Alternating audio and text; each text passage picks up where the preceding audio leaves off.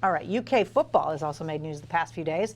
On Saturday, the Cats landed an in-state commitment from Bowling Green defensive back Vito Tisdale. The four-star prospect chose UK over Alabama, Georgia, and Texas A&M.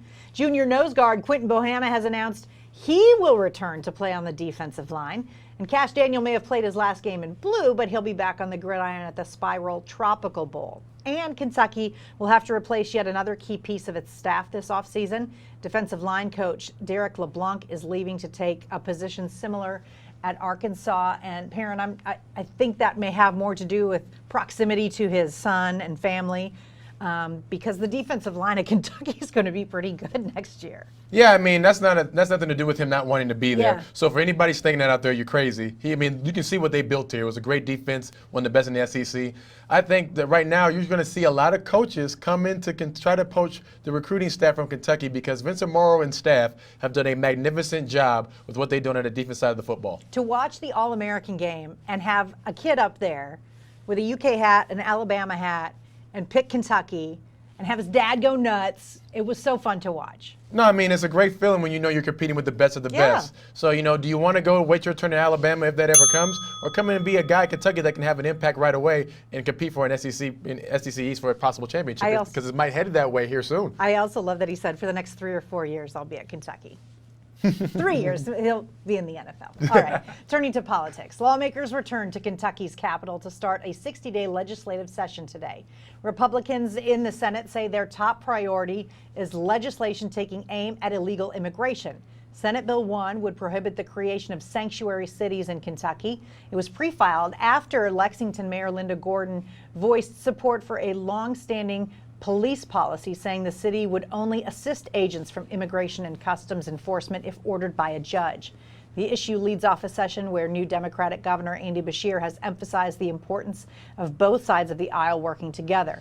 The governor hopes to focus on education, health care, pensions, and better wages. But if we can set the tone of understanding that we're all people of deep conviction, that we want to do the right thing, then hopefully we can have constructive dialogue about how we get there. Also on day one, hundreds of supporters turned out at the Capitol to rally for gun rights, voicing their concerns about the talk of gun control. And Perrin, while the Republicans may be focused on illegal immigration, this whole session is really going to be focused on the budget and getting that hammered out. Yes, I really hope we don't, and I understand immigration is a thing that we need to focus on, but I really hope that they focus on the things that matter. And the pension crisis for all the people that are dealing with that right now is a focus.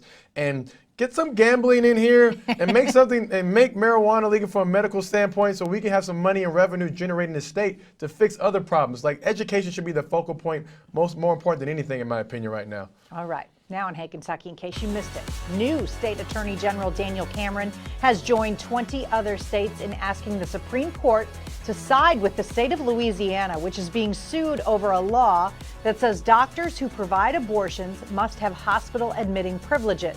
A Louisville representative is proposing a bill to help protect women who are giving birth. The Maternal Care Access and Reducing Emergencies Act is aimed at addressing racial bias in health care as it relates to infant and maternal mortality rates. And a Frankfort judge has dismissed a whistleblower complaint from a former House Republican staffer. Daisy Olivo had alleged that she was retaliated against for shedding light on a sexual harassment settlement involving former House Speaker Jeff Hoover in 2017. Up next on Hey Kentucky, we're going to return to the subject of UK basketball. Perrin's going to break it down and take a look at the matchups for the Cats tonight down in Athens. Stay with us.